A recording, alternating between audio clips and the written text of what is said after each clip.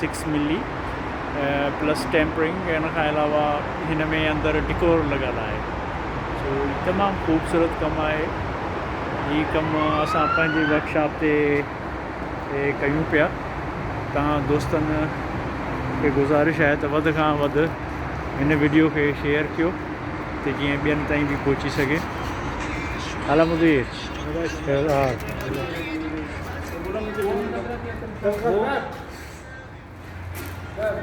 नहीं करता ना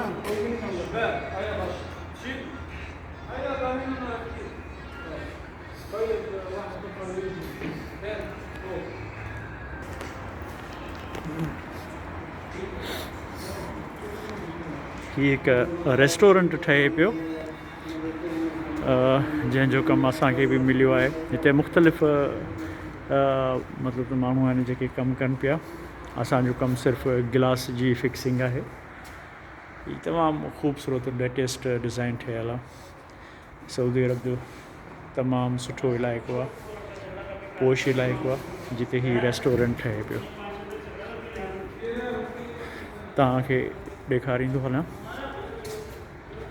ये मुख़्तलिफ़ सेक्शन्स आहिनि रेस्टोरेंट्स जा जेकी अंडर मेंटेनेंस आहिनि, आस्ते आस्ते ठहनि पिया।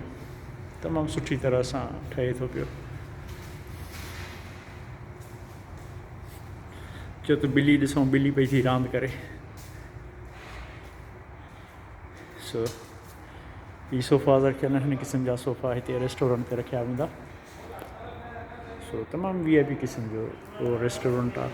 हिन जी डेकोरेशन त अञा तमामु इंतिहाई ख़ूबसूरत आहे, तमामु लग्ज़रियस।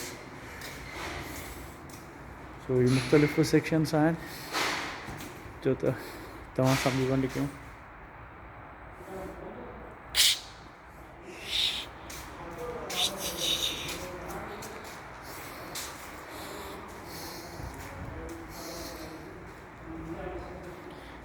ही हुयो असांजो हिकिड़ो नंढिड़ो प्रोजेक्ट दोस्तो।